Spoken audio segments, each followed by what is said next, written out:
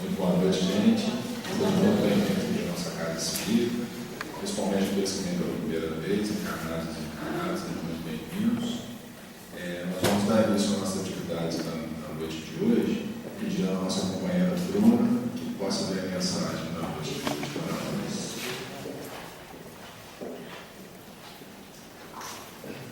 Primeiro Espírito. Como será o tecido sútil e espiritual roupagem que o homem envergará sem o corpo de carne além da morte? Tão arrojada é a tentativa de transmitir informes sobre a questão dos companheiros encarnados.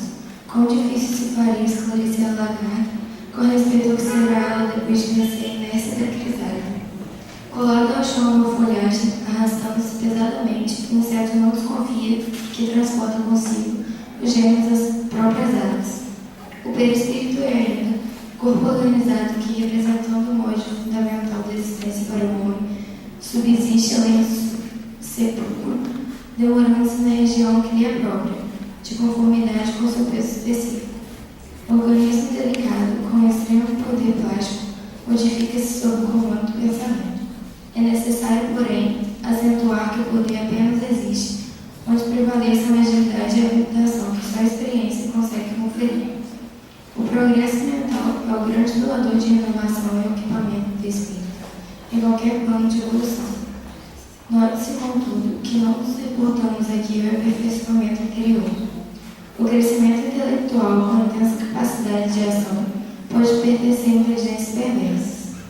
Não adquiram ainda a verticalidade do amor que se eleva aos santuários divinos, na conquista da própria sublimação.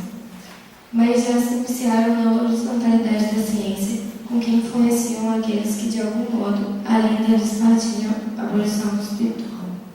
Entretanto, nada foge à transformação e tudo se ajusta, dentro do universo, para gerar o aproveitamento da vida. A ignorância do mente é acordada e é ignorada pela ignorância desperta. A bondade incipiente é estimulada pela bondade maior. O perispírito, quanto à forma somática, obedece à lei de gravidade, no plano em que se afina. Nossos impulsos, emoções, paixões, virtudes e vícios se expressam fielmente. Por isso mesmo, durante séculos e séculos, nos demoraremos nas esferas da luta carnal ou nas regiões que lhes são fronteiras, purificando a nossa indumentária e embelezando-a, a fim de preparar, segundo o ensinamento de Jesus, a nossa veste nupcial para o banquete do serviço divino. Emmanuel, do roteiro. A gente vai convidar o nosso querido companheiro João Rocha, de Campos Suas Tombas, para poder compor a mesa aqui, para a gente fazer a prece.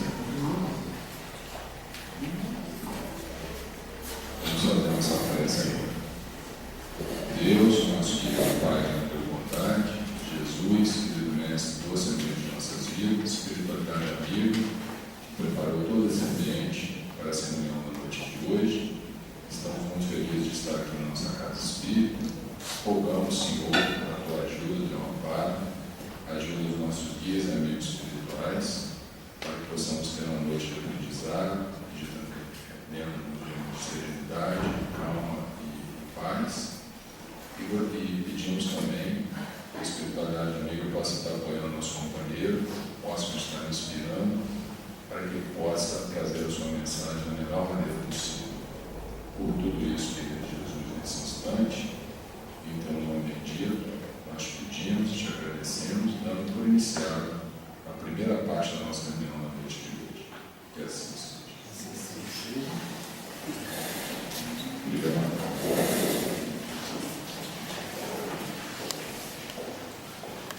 Meus queridos irmãos e irmãs, boa noite.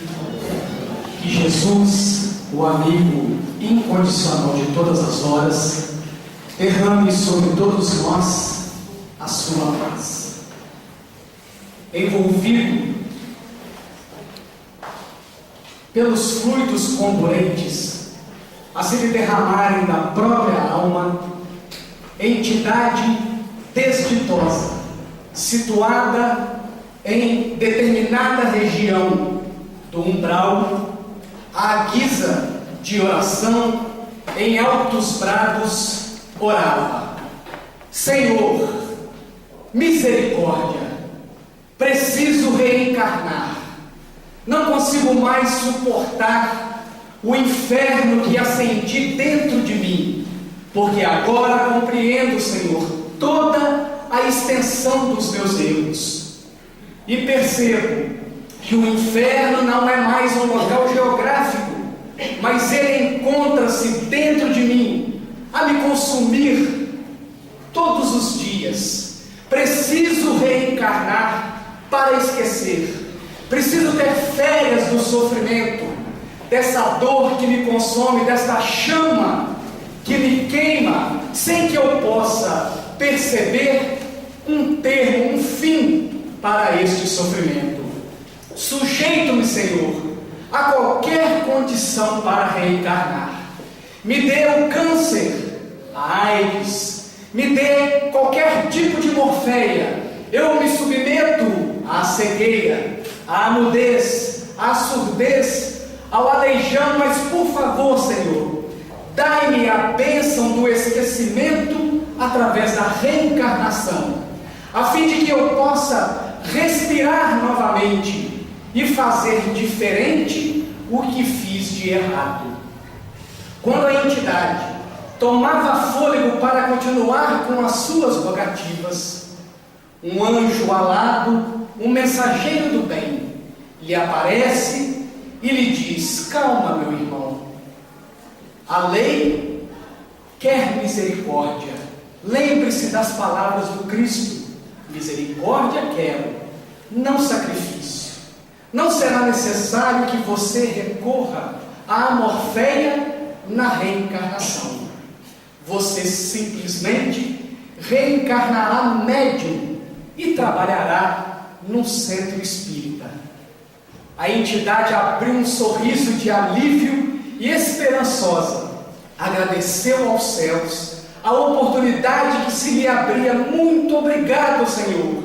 Eu me submeterei, obediente, dócil a todas as diretrizes que me forem propostas, a fim de que este inferno que eu acendi, eu consiga apagar, trabalhando em benefício do semelhante. E assim, a entidade desditosa foi recolhida a posto de tratamento na espiritualidade. Lá, estudou a doutrina espírita, preparou-se durante anos e, conforme a sua programação reencarnacionista, nasceu em berço espírita. E desde a gravidez já era levado à escola de evangelização da casa. Quando ela então deu o ar da graça entre os encarnados, foi conduzida desde a mais tenra idade à escola de evangelização na casa espírita, a qual a sua programação encontrava-se vinculada. E ali foi então melhorando, estudando, sedimentando os conceitos doutrinários.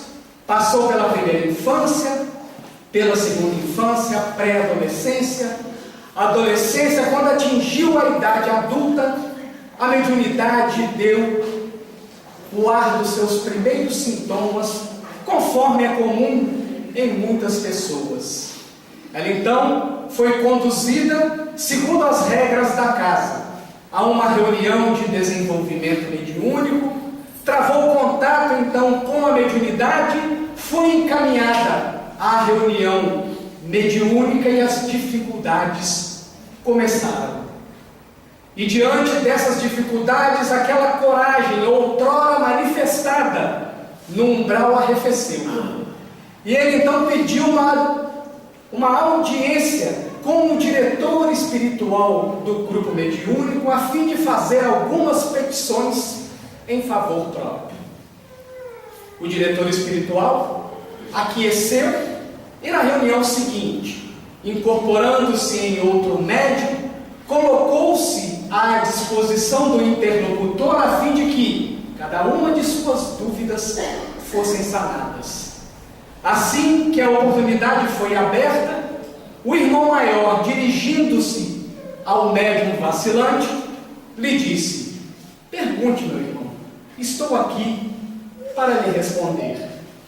E o médium vacilante então perguntou: meu irmão, me diga como lidar com a inveja que percebo naqueles que, médiuns também, não possuem a mesma potência de faculdade que eu tenho.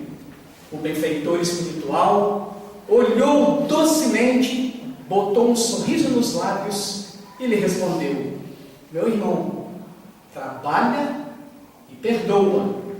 Mas como fazer? Como eu vou fazer para lidar com a desconfiança daqueles que lançam sobre a minha pessoa? A entidade benfeitora, ainda sorrindo, olhou para ele e respondeu: meu irmão, perdoa e trabalha. Mas como fazer para lidar com a maledicência daqueles que, não conseguindo alcançar o mesmo lugar que eu estou atualmente, lançam a meu redor como pântano a me seduzir para que eu nele caia e ali permaneça atolado? A entidade lhe responde: meu irmão, trabalha e perdoa. Para cada uma das petições que aquele candidato à redenção fazia, a resposta invariavelmente era: trabalha e perdoa, perdoa e trabalha. No final da entrevista, aquele candidato à redenção levanta-se da audiência, vai embora e nunca mais ninguém o viu numa casa espírita. Tirando a parte final de abandonar o bar, está aí de alguma forma retratada a existência de cada um de nós antes do reencarne. Estávamos nós nas regiões de trevas, de dores e de sofrimentos, e lá, desejando promover uma mudança, nós pedimos, imploramos a reencarnação como forma de arrefecer a pungência do sofrimento que se nos agasalhava no peito. Recebemos a tarefa de reencarnar no Espiritismo. E isto já estava previsto. Jesus disse que o reino de Deus é semelhante a um homem de negócios, a um pai de família que necessitou fazer uma viagem, mas antes saiu para assalariar trabalhadores na sua vinha. Saiu à primeira hora do dia, encontrou com alguns trabalhadores e combinou com eles que no final do dia eles receberiam um dinheiro. Saiu à terceira hora do dia, encontrou outros trabalhadores, fez a mesma proposta. Saiu à sexta hora, à nona hora, à 1ª hora do dia. E nessa hora, encontrando alguns ociosos pelas esquinas, lhes perguntou por que é que eles estavam ali, sem produzirem, sem trabalharem. E eles responderam ao Senhor: ora, nós estamos aqui porque ninguém nos contratou. Então, o Senhor, combinando com eles, também levou-os para a vinha. No final do dia, manda chamar o seu mordomo para que este faça entrar os assalariados e paga a cada um conforme o combinado. Mas um deles, olhando, logo percebeu ali talvez uma injustiça, porque os que começaram o trabalho no início do dia recebiam a mesma quantia daqueles que começaram o trabalho na última hora. E o Senhor, percebendo aquele olho de inveja, lhe diz: ora, por que você lança esse mau olhar sobre a minha boa atitude? Na verdade, o que eu combinei com você eu não cumpri. Como eu sou o dono, me apraz dar ao último a mesma quantia que dei ao primeiro, porquanto é assim que os últimos serão os primeiros e os primeiros serão os últimos. Tirando o véu da alegoria da parábola, nós vamos encontrar o Pai convidando-nos para Os trabalhadores da primeira hora são aqueles indivíduos que despertaram a sua consciência antes dos trabalhadores da última hora. Assim como todos os que foram convidados à terceira hora, à sexta hora, à nona hora, são a representação daqueles indivíduos que durante a história da humanidade ouviram o chamado do Cristo para a construção do reino de Deus. E nós, os espíritas, recebemos o chamado para sermos os trabalhadores da última hora, porque só agora a nossa consciência despertou para as coisas do Espírito, para as realidades do mundo espiritual, porque o sentimento clama dentro de nós por algo que nós temos buscado, mas não sabemos muito bem aonde está. Temos colocado a busca desta felicidade nas coisas do lado de fora. E depois de muito apanharmos nestes milênios sem fim, nós agora, finalmente, enxergamos que a felicidade verdadeira está do lado de dentro. Quando alguém perguntou ao Cristo: Senhor, com que sinais nós podemos identificar o reino de Deus? Jesus lhe respondeu que o reino de Deus não viria com sinais exteriores, porque o reino de Deus está dentro de cada um de nós. E o momento cósmico que atravessamos é dos mais importantes. Se nós pudéssemos estabelecer um paralelo, nós estaríamos vivendo agora, neste momento, a mesma fase que os primeiros cristãos vivenciaram, assim que o Cristo deixou a Boa Nova e partiu para os altiplanos espirituais. Nós estamos com menos de 200 anos de espiritismo. Então nós poderíamos fazer um paralelo de estarmos na mesma posição dos cristãos do século II. Só que lá, naquela época, assumir-se cristão era assinar uma sentença de morte. O destino final, via de regra, eram os circos romanos, a fogueira, as feras a nos devorarem. E hoje, qual é o sacrifício que nós temos que fazer para sermos cristãos? É apenas fustigar todos os vícios e as paixões que estão dentro de nós. E como no nosso caso não há mais alternativa, nós fomos convocados ao Espiritismo. O espírito de Caibar Schutter, quando ainda reencarnado, carregava consigo uma dúvida que ele levou para o pós-mortem. Nunca uma religião, uma doutrina e uma filosofia deixaram tão claros a necessidade de trabalhar quanto o Espiritismo.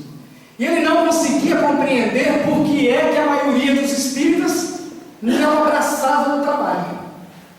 Quando desencarnou, chegando do outro lado, assim que teve a oportunidade, pediram aos benfeitores espirituais para que pudesse fazer um perfil psicológico dos espíritas para descobrir por que é que num grupo grande apenas uma minoria realmente bota as mãos na charrua e se lança ao trabalho. E sua petição foi atendida.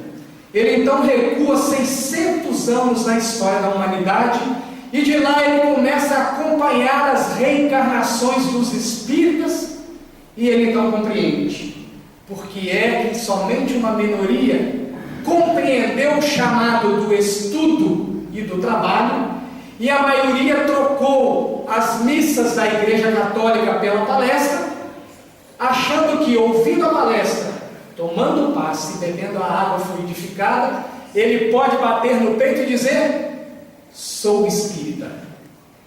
Caibar Schutter descobriu que a maioria dos espíritas nos últimos 600 anos esteve no clero, ora na Igreja Católica, ora nas igrejas reformadas, e lá nós sempre fomos muito bons de papo, de conversa, mas pouco apegados ao trabalho.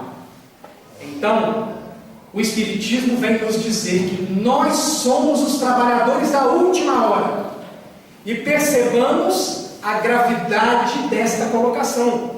Porque qual é a hora que vem depois da última? Nenhuma. Não tem mais hora depois da última hora. O que representa dizer que esta é a última oportunidade que nós temos de amar o trabalho. Porque nós já amamos a letra.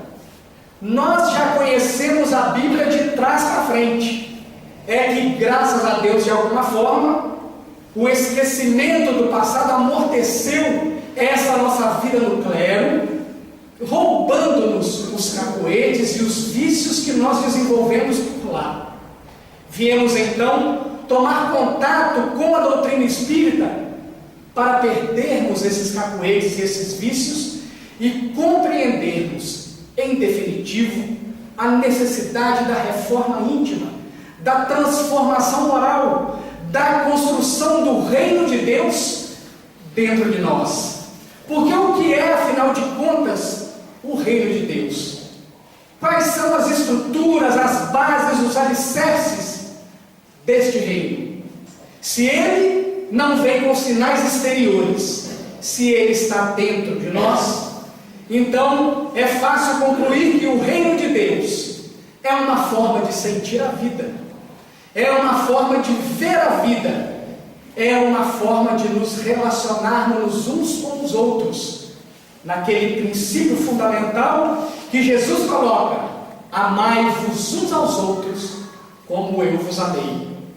Então, quando nós falamos de reforma íntima, é preciso que nós nos atentemos ao fato do primeiro termo, é reforma, não é construção. Se é reformar, quer dizer que os princípios já estão dentro de nós. Nós apenas, ao invés de direcionarmos para um lado, nós direcionamos para outro. E nós precisamos então reformar essa direção que nós demos de forma errada para colocarmos no caminho correto. E aí nós perguntamos: o que é que nós precisamos reformar e para onde nós precisamos reformar? São duas perguntas capitais para que nós possamos não nos perder no cipoal das informações que a doutrina espírita vem nos trazer. Ora, se o reino de Deus é uma forma de sentir a vida, então eu preciso reformar o que eu sinto. O sentimento é o mecanismo que a divindade colocou em nós, a fim de que nós pudéssemos ajustar o rumo na direção de Jesus. Quando algo não está bom, nós facilmente percebemos, porque assim como a entidade desditosa do início queima, arde, dói dentro de nós. Mas psicologicamente, o que é que nós fazemos? É mais fácil protelar o momento de encarar a situação face a face, com coragem, do que gastar a energia de enfrentá-la, porque nós criamos zonas de conforto das quais nós não queremos sair. Mas nós estamos no momento crucial da caminhada. Fomos chamados na vanguarda da transformação do planeta. Coube-nos a tarefa que nós protelamos anteriormente de estarmos agora fazendo a nossa autorredenção e auxiliando aqueles que estão na retaguarda a se redimirem também. Porque há matizes de consciência no planeta Terra, variadíssimos, e o Espírito Joana de Ângeles vem nos dizer que são 5 os graus de consciência. Há os indivíduos da consciência cósmica, os indivíduos da consciência de sono, são aqueles que não despertaram ainda para nada das coisas do Espírito. Seu objetivo de vida está resumido nas necessidades básicas da vida: comer, beber, vestir, morar e fazer sexo. Então, o indivíduo da consciência de sono, quando ele consegue atingir esses objetivos, ele está no paraíso. Mas de tantas idas e vindas entre os dois planos, reencarnando, aprendendo, estudando, a vida lhe forçando a estudar, a sua consciência expande-se um pouco mais. E ele transforma-se no indivíduo da consciência de sono sonhando. Ele já começa a se perguntar: será que existe alguma coisa depois da morte? O que é que me espera depois do túmulo?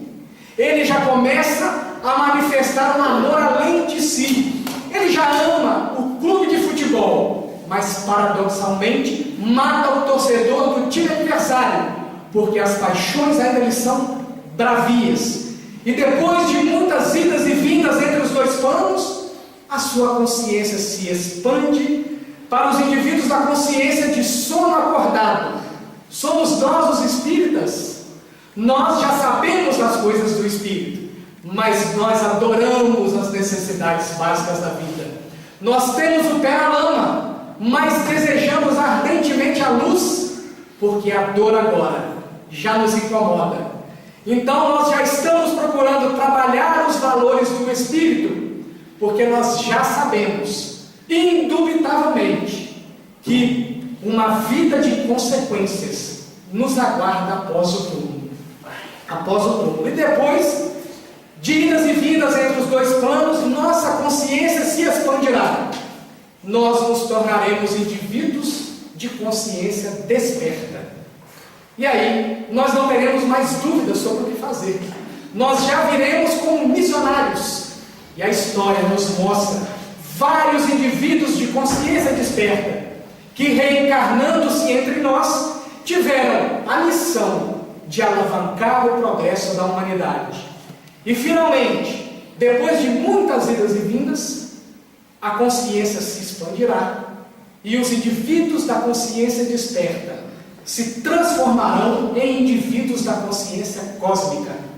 E nós só conhecemos Jesus, o modelo e guia da humanidade. E foi ele exatamente que veio nos mostrar o que é que nós precisamos reformar. Nós somos possuidores do orgulho. Segundo a fala dos Espíritos, é um câncer que a humanidade possui e que precisa extirpar o mais rapidamente possível. Por isso, Jesus coloca na primeira bem-aventurança que nós precisamos reformar o orgulho, porque bem-aventurados os pobres de espírito. Nós precisamos reformar o orgulho para a humildade, que é a antítese do orgulho. Mas o que é ser humilde? Nós poderíamos, num primeiro momento, buscar o primeiro exemplo que Jesus nos dá de humildade, quando alguém lhe chama de bom e amado mestre, e ele rejeita o adjetivo de bom, quando ele pergunta: por que me chamais bom?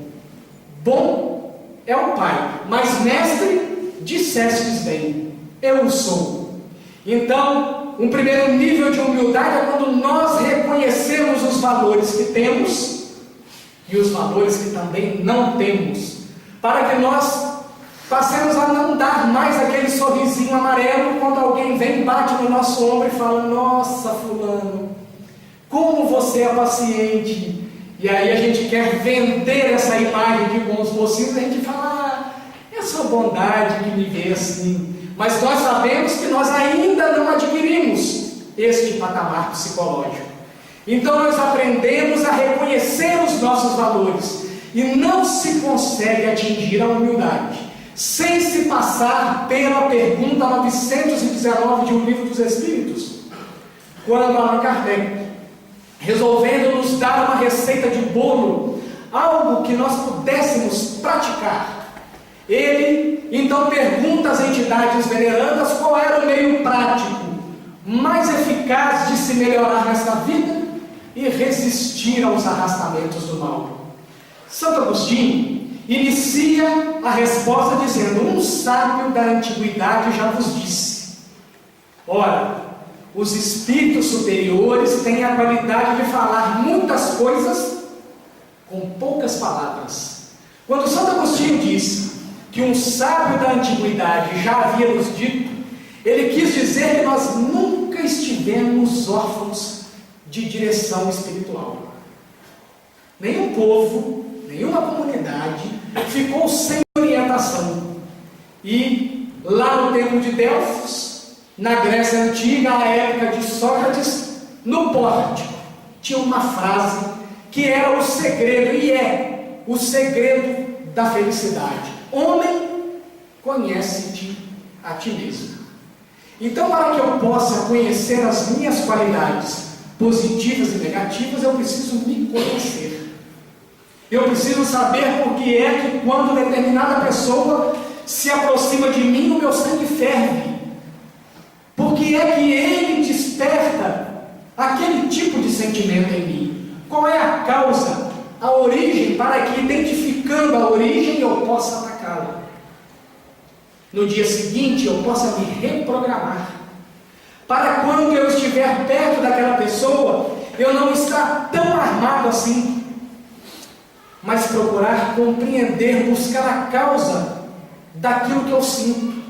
E aí eu vou me conhecendo, e quanto mais eu me conheço, eu vou me tornando condescendente com o meu próximo, porque se para mim é difícil fazer a mudança, para o outro também não há de ser simples.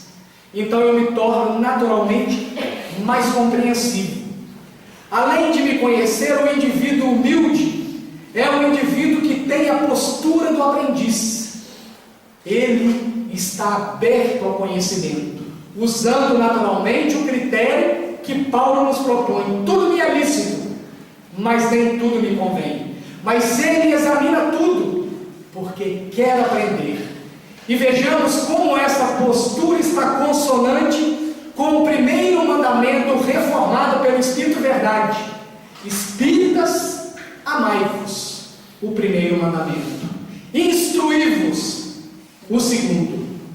E lá na questão 780 de O Livro dos Espíritos, Kardec pergunta às entidades venerandas se o progresso moral segue imediatamente ao progresso intelectual. E obtém como resposta que ele é a consequência, mas não segue imediatamente. Mas nós precisamos desenvolver o nosso intelecto, para que possamos então compreender as nuances do bem e do mal, e assim podermos fazer as escolhas corretas, para chegarmos no nível mais alto de humildade, aquele em que Jesus, o Criador do planeta, o Senhor das estrelas, dando o exemplo da sua fala, de que aquele que quiser ser o maior, seja o melhor servidor, ajoelha-se e lava os pés dos 12 discípulos, nos dando o mais alto exemplo da humildade, porque aquele que mais pode, deve servir ao que menos pode. Então, reformando o orgulho, nós vamos exercitar no nosso dia a dia a humildade. Nós somos possuidores da agressividade, essa herança atávica, da época em que ainda estagiávamos no reino animal e que nós ainda guardamos nas inter-relações humanas e precisamos reformá-la para a mansuetude, porque Jesus disse: bem-aventurados os mansos, porque herdarão a terra. Então muita gente se questiona: nós estaremos no mundo regenerado? Então vamos aplicar o filtro da mansuetude em nós e vamos perceber se nós ainda nos utilizamos da agressividade como moeda de troca nas relações humanas. Mas nós precisamos compreender que é ser manso e não estar calmo, porque algo que está calmo pode se agitar, mas aquilo que é manso jamais perde esta condição. Então, se nós ainda usamos a agressividade, qualquer forma dela, nas nossas manifestações, nós naturalmente estamos fora do mundo de regeneração. porque é a fala do Cristo. Bem-aventurados os mansos, porque eles herdarão a terra. Então, para eu estar no mundo regenerado, eu tenho que me domar. E não há órgão mais difícil de ser domado no ser humano do que a língua. É um órgão pequeno, mas de uma vitalidade que nos impressiona. E como nós não gostamos de domá-la. Como nós adoramos deixar que ela chicoteie, esquecidos de que quem com a espada fere, com a espada será ferido. Então, meus irmãos e irmãs, é prestar atenção em como é que nós nos manifestamos. Porque Jesus, no azorrague, quando ele revira as mesas no templo, quando ele expulsa os vendilhões, a sua indignação não tinha a impulsioná-la à agressividade. E é isso que nós precisamos aprender. Nós podemos nos indignar sem manifestarmos qualquer viés de violência.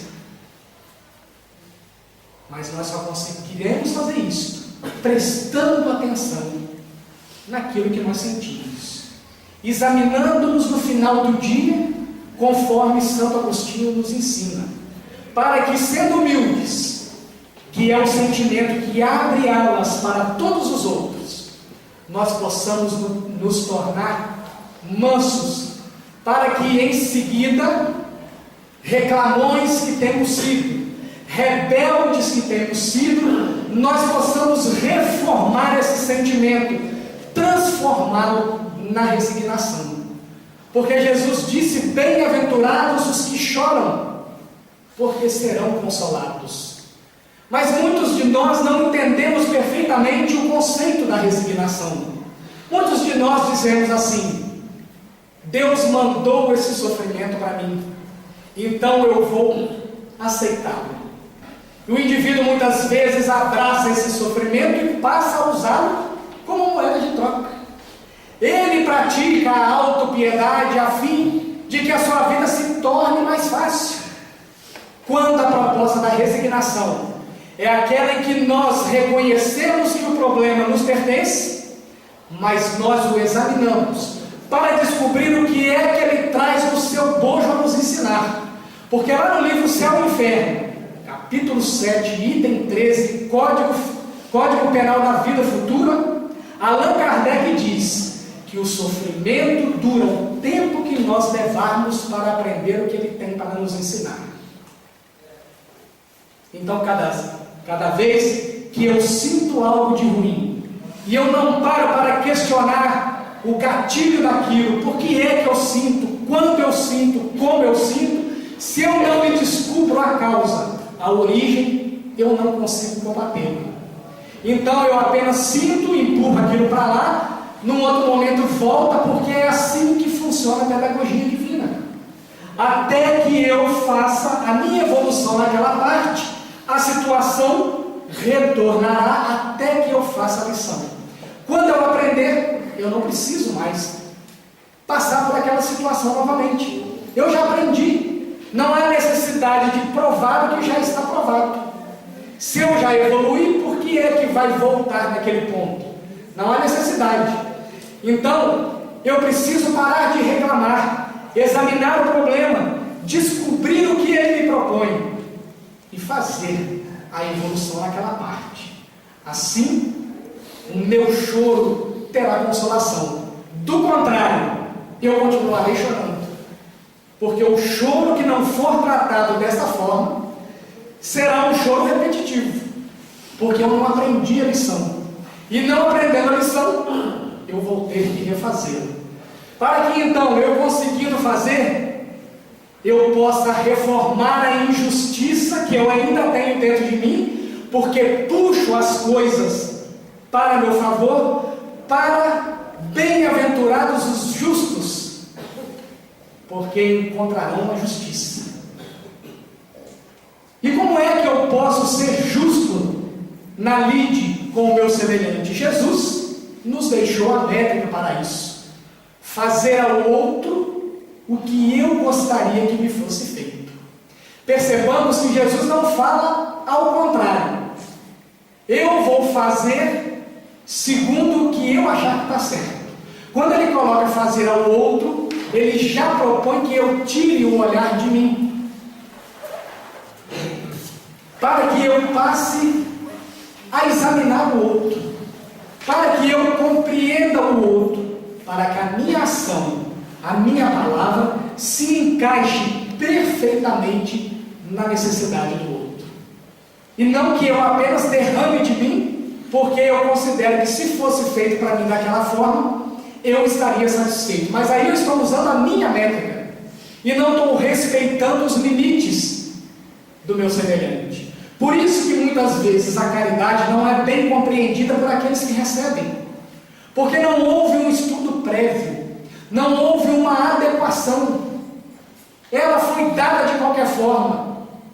E isto seria como dar, ao invés de um copo d'água, abrir-se a mangueira de um hidrante para que o indivíduo pudesse beber. Nós precisamos adequar a nossa justiça ao grau de entendimento daqueles que vão recebê-la. Senão, ela muito provavelmente será também uma injustiça. Para que, reformando este sentimento, nós possamos chegar no ápice do sermão da montanha. Porque nós somos egoístas, nós só queremos para nós. Primeiro eu, depois os outros. Se está bom para mim, para o outro não me importa.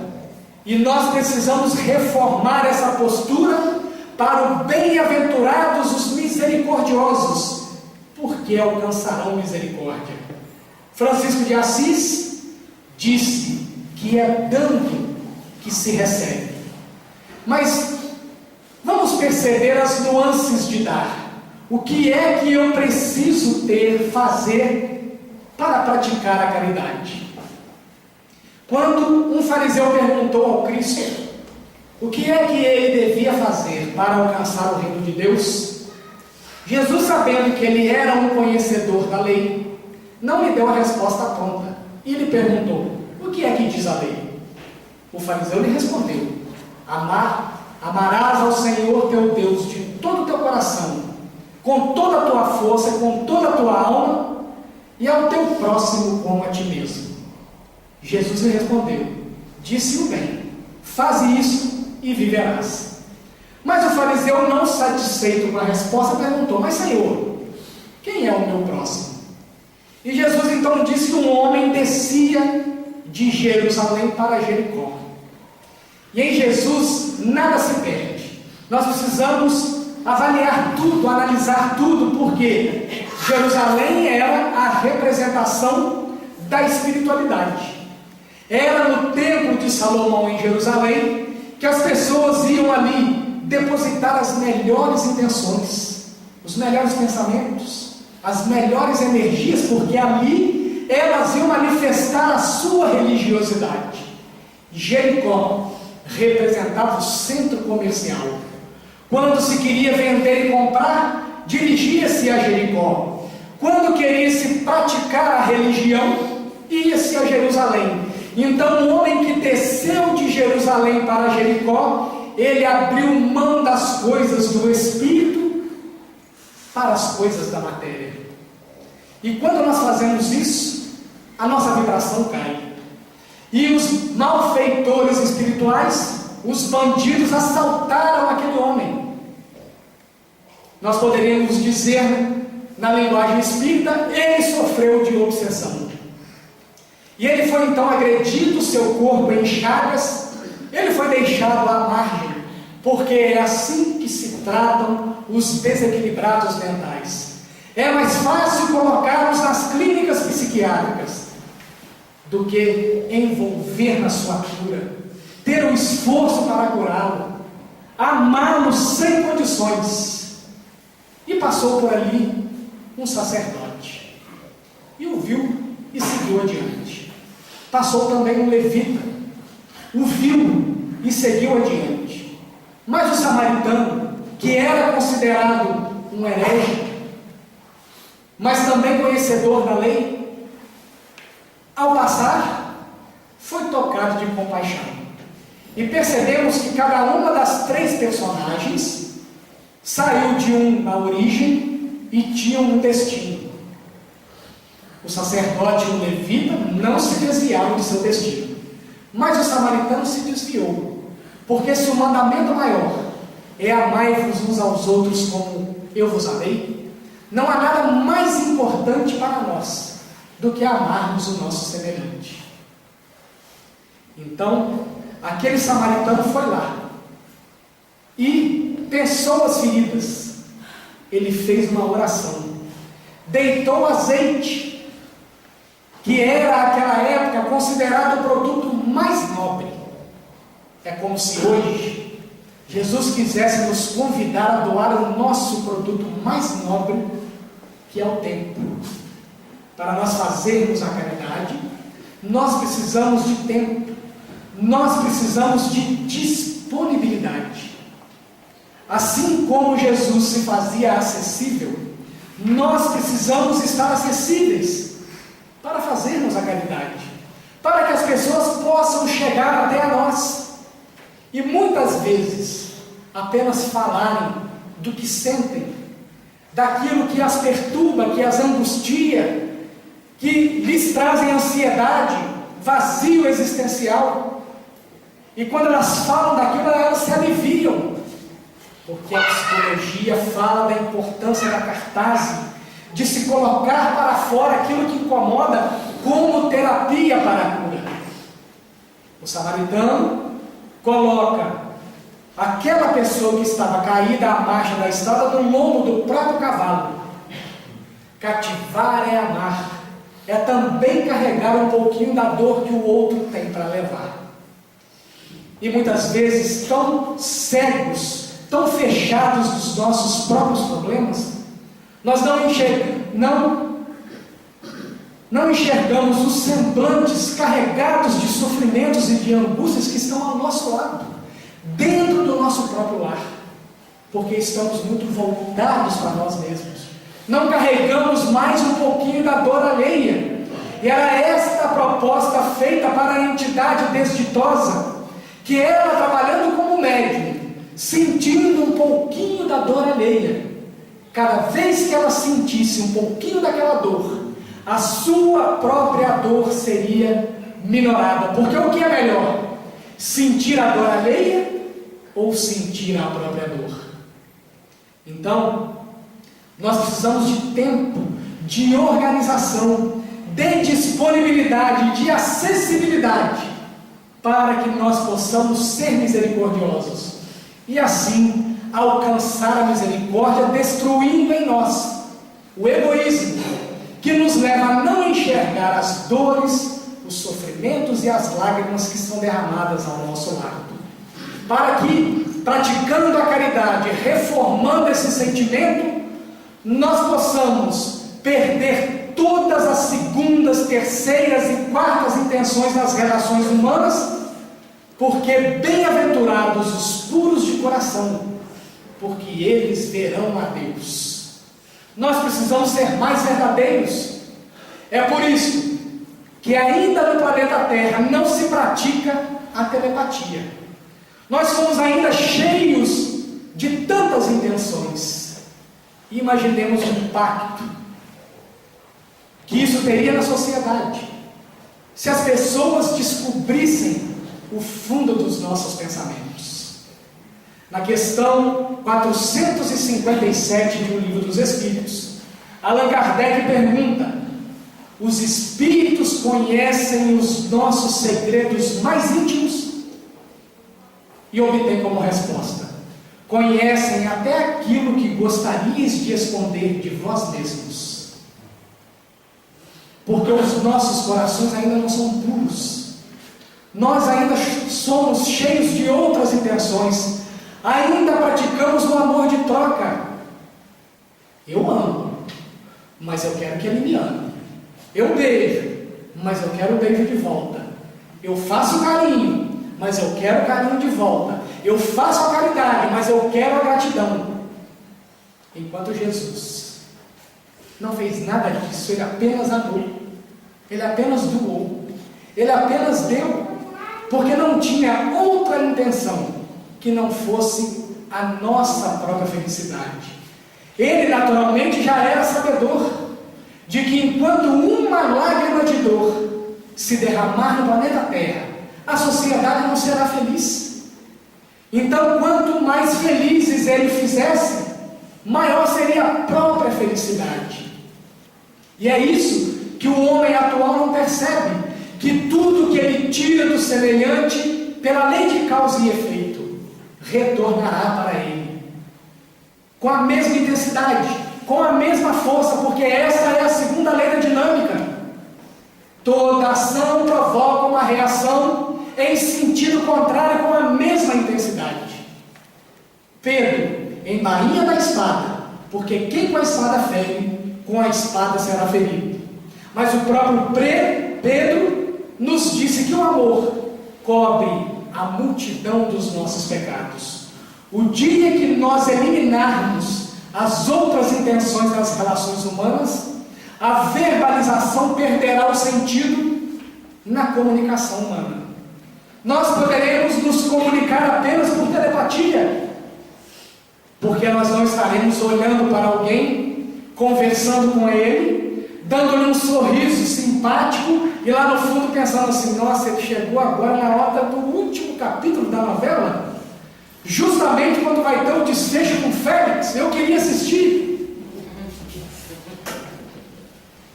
Dia que nós perdermos as outras intenções, a verbalização desaparecerá das comunicações humanas. Nós vamos nos comunicar telepaticamente.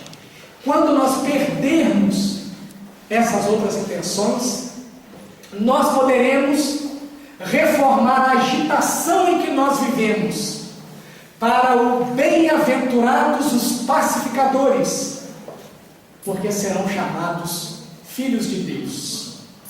Quem é pacificador pratica a ciência da paz, ou a paciência.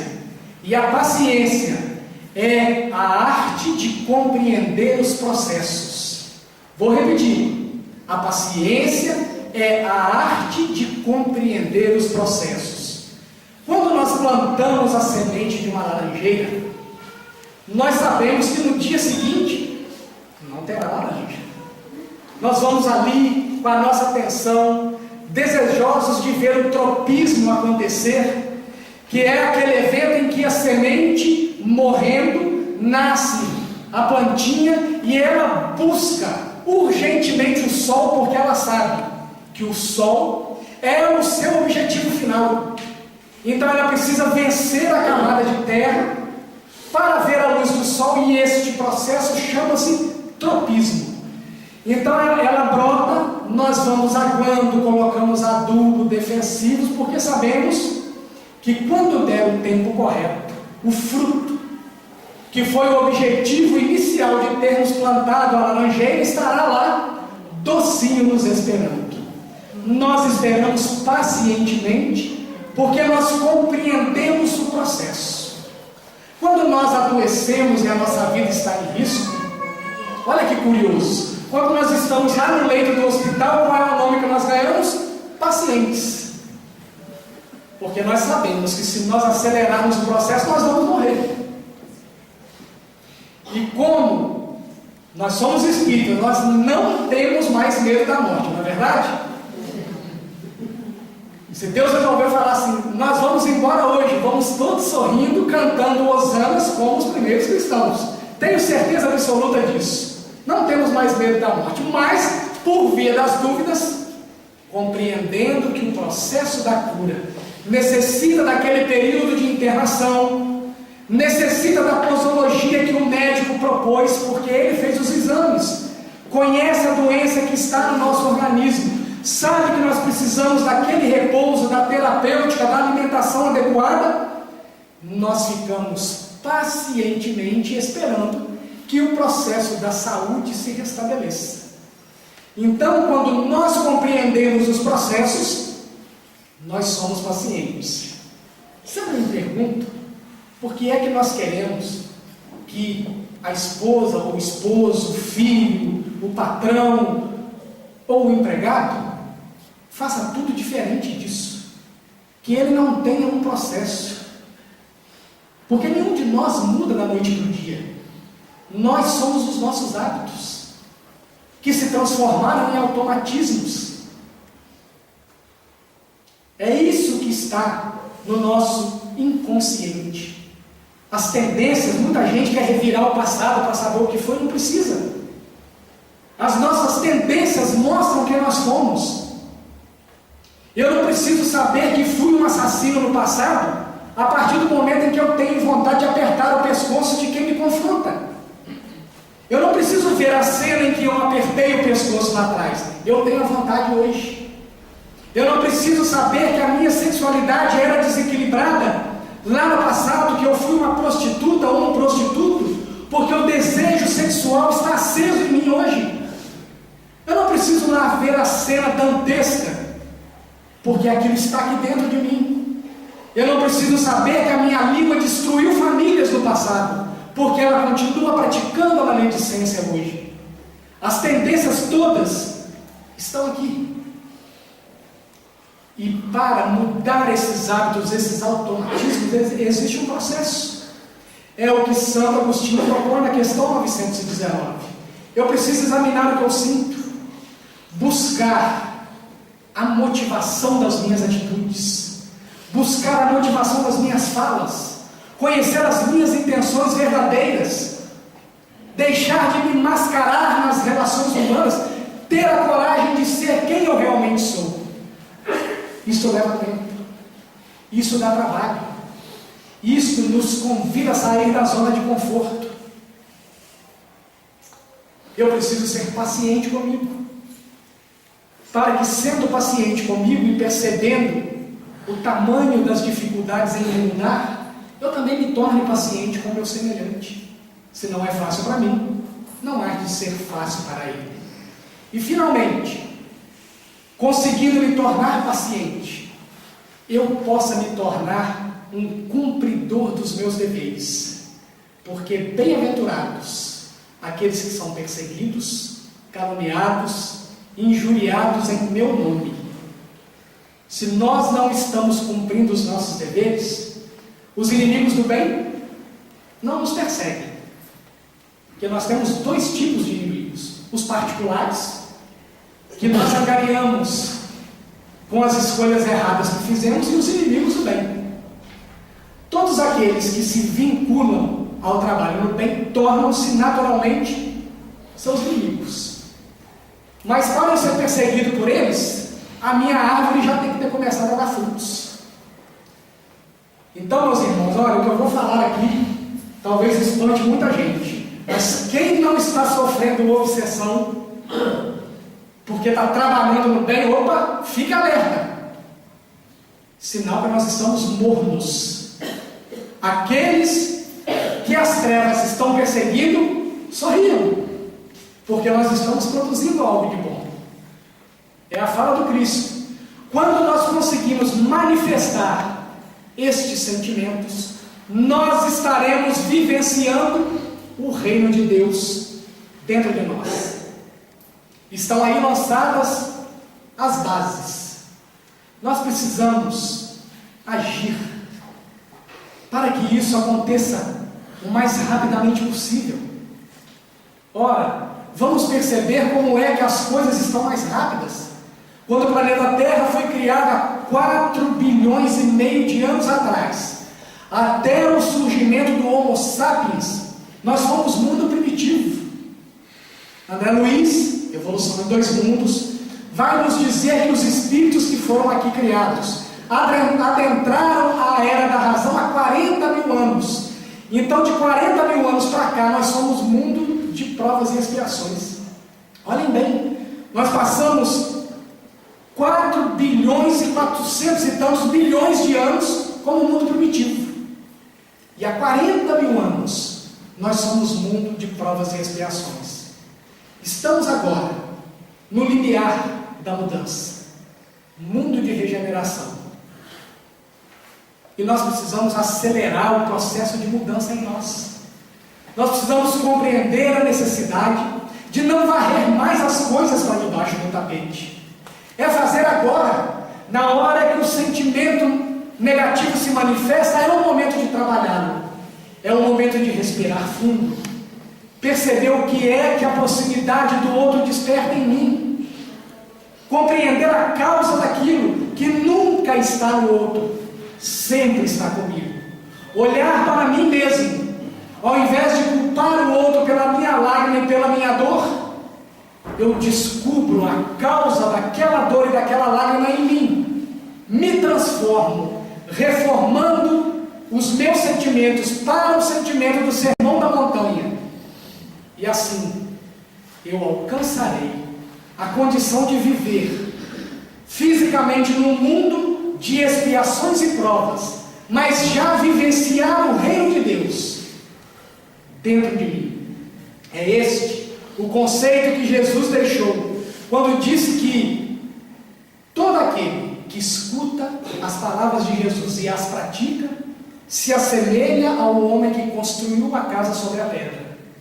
E vieram as chuvas, os rios, os ventos, e bateram nas paredes da casa, mas o alicerce era firme, ela não caiu. E todos aqueles que escutam a palavra de Jesus e não a praticam, se assemelham ao homem que construiu a casa sobre a areia.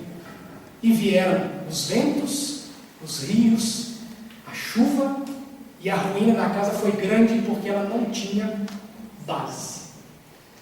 Conta-se que um indivíduo, certa vez, chegou diante de um lago enorme, e de onde ele estava ele não conseguia enxergar a outra margem, mas ele tinha lá um compromisso urgente, e ele estudava uma forma de chegar no horário.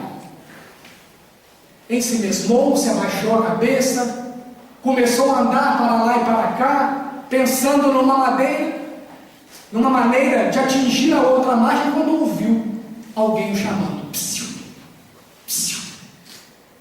Ele olha e ele observa um velhote dentro de um barco que se aproximava.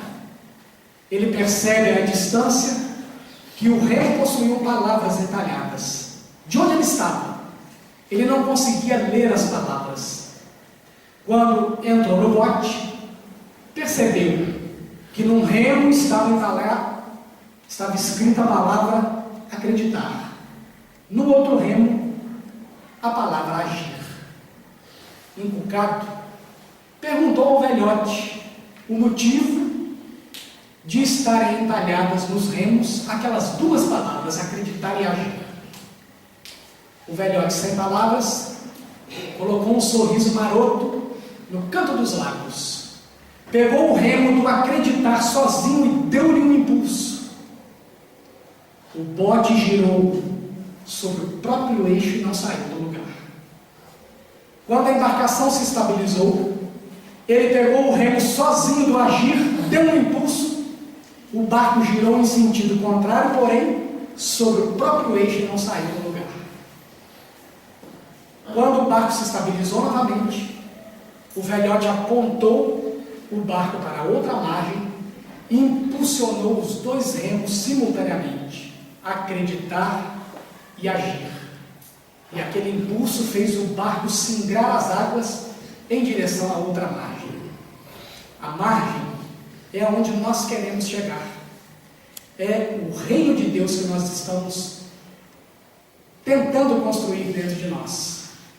Mas se nós viermos para a doutrina espírita, só estudar, só acreditar nos fenômenos, nós seremos os espíritas imperfeitos. Kardec fala disso. São tocados pelo fenômeno, mas não compreendem as consequências morais dos mesmos.